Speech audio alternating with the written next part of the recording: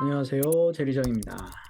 자, 오늘 포인트 강의 시간에는요, 최근에 스피킹이 이제 특이하게 7.5가 나오신 분이 두 분이 계세요. 그분들이 뭐 물론 이제 뭐 아독사나 카페 같은데 이제 후기 글을 좀 올려주시긴 하셨는데, 제가 강사 입장에서 이분들이 가지고 있던 특징과 그 다음에 어떤 부분에 집중해서 공부를 했는지 등을 좀 공유를 해드리면, 혹시 스피킹 7이 필요한데 그 허들에 걸려서 6.0 또는 6.5의 허들에 걸려서 어려움을 겪고 계신 분들에게는 도움이 되실 것 같아요. 먼저 두 분이 그 공통적으로 어떤 좋은 점을 가지고 계셨나 하면, 우선 발성이 좋으세요. 스피킹 하실 때 이렇게 목소리가 작은 학생분들은 아무래도 시험관들한테 자기의 어떤 내용이 전달이 잘 안 되겠죠. 그리고 아무리 어휘를 좋은 거를 들려줘도 잘 안 들릴 확률도 있고요. 그래서 발음이, 그러니까 딕션이라고 하는데 뭐 전달이 굉장히 잘 되는 거예요. 그래서 목소리가 우선 크시고요. 목소리가 크다는 얘기는 스피킹을 할 때 인토네이션이나 이런 거에 굉장히 유리할 수 있어요. 목소리가 전체적으로 작으면 이렇게 올리는 게 힘들거든요. 근데 이분들은 처음에 시작할 때 높게 얘기를 하세요. 높게 얘기를 하고 그게 좀 떨어지다가 다시 또 목소리가 커지는 거죠. 그러니까 자연스럽게 인토네이션이 들어가게 되더라고요. 그리고 또 공통적인 또 하나의 특징은 발성이 좋으시고 발음이 굉장히 좋으세요. 그러니까 우리 흔한 실수하는 발음들이 있잖아요. P하고 F 발음 좀 안 되거나, 또는 뭔가 enjoy라고 해야 되는데 enjoy라고 이렇게 습관적으로 하는 그런 발음들이 있어요. 우리가 이제 흔히 아재 발음이라고 하는데 그런 발음들이 우선 없으시고요. 또 하나의 또 공통점이 뭐가 있었냐면, 이미 이제 여러 학원이나 과외를 받으시면서 아이디어나 이런 것들로 정보를 굉장히 많이 갖고 계신 거예요.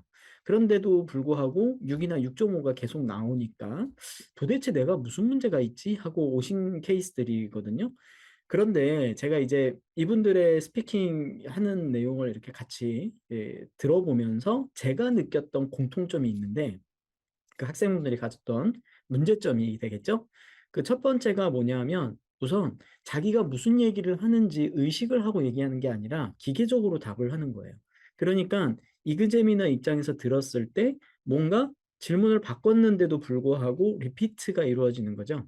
그러니까 내용적인 리피티션도 있지만 어휘적인 리피티션도 일어나서 그걸 헤어나오지를 못하는 거예요. 그러니까 계속 같은 얘기를 반복을 하는 거죠. 왜냐하면 그렇게 아이디어를 외웠기 때문이죠. 처음에 문제에 접근할 때 이 문제가 표면적인 레벨의 질문이 이게 있을 수 있고, 한 단계 깊이 들어가면 여기까지 갈 수 있으니 우리는 아이디어를 여기까지 확장을 해야 돼요. 단 주의할 거는 그 깊이 있는 내용을 먼저 얘기하지 않는 게 중요합니다. 그러면은 더 내려갈 게 없겠죠. 그래서 표면적인 얘기를 하고 문제가 바뀌고 깊이 있는 질문을 했을 때 더 들어갈 수 있는 그 맥을 잡아주는 그런 아이디어 훈련이 필요합니다. 그래서 그 부분으로 갈 때에는 좀 더 어휘적인 부분이나 그런 부분들을 드렸죠. 그래서 그런 부분들을 더 던져주면서, 아, 이 사람이 이그제미너가 들었을 때 이 사람은 영어의 깊이가 있고 어휘도 굉장히 다양하구나, 이런 거를 판단할 수 있었고요.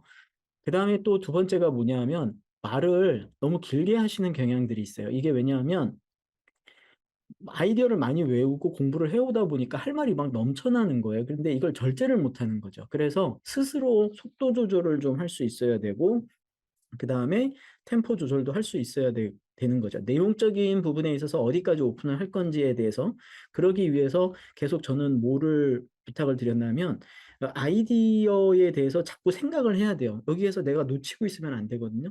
계속 이야기를 따라가고 있고 내가 무슨 얘기를 하는지를 알고 있어야지, 그래야지 내가 절대적으로 끌려가지 않는 시험을 볼 수가 있는 거죠. 자, 그다음에 세 번째로 마지막으로 이제 학생분들, 이 두 학생이 공통적으로 갖고 있었던 건 뭐냐면, 너무 보편적이고 뻔한 내용들을 굉장히 길게 얘기하면서 어렵게 얘기하는 경향이 있어요. 그러니까 이게 예측 범위의 답들이 나오거든요. 그런 거를 피하기 위해서는 뭐를 해야 되냐 하면, 뭔가 저는 킬링 센텐스라고 하는데 문제 유형별로 이 문제에 대해서는 요런 문장 정도 하나씩은 던져줘야 됩니다라고 하는 문장이 있어요. 예를 들어서 부모님들이 아이들을 어떻게 가르쳐 줘야 하나요? 라고 할 때 저는 항상 얘기를 하는 게, 모든 교육은 가정에서 부모님으로부터 시작합니다라는 킬링 센텐스로 마무리를 하게 해주는 거죠. 그래서 앞에 막 얘기를 하다가 네, 마지막에는 So I believe the all education must start at home by their parents.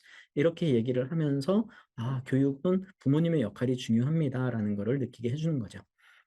자, 해서 학생 두 분이 공통적으로 가지고 있었던 좋은 점과 그다음에 문제점들을 한번 살펴봤는데 학생분들하고 이렇게 상담을 해보면 이분은 어느 정도까지는 가능하겠다라는 기준이 있어요. 그래서 그거를 극복을 해야 되는데 제가 아무리 열심히 수업을 해주고 아이디어 정리를 하고 표현을 드려도 여러분들의 노력이 없으면 불가능하겠죠.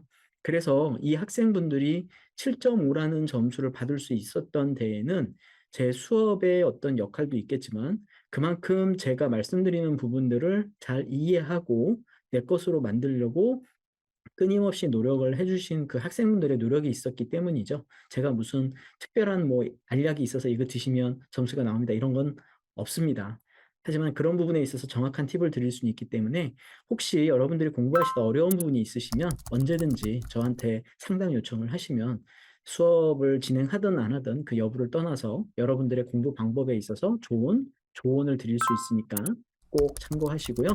오늘 영상이 여러분들에게 도움이 되었기를 바랍니다. 자, 저는 다음에 또 좋은 컨텐츠로 찾아뵙도록 할게요. 수고하셨습니다.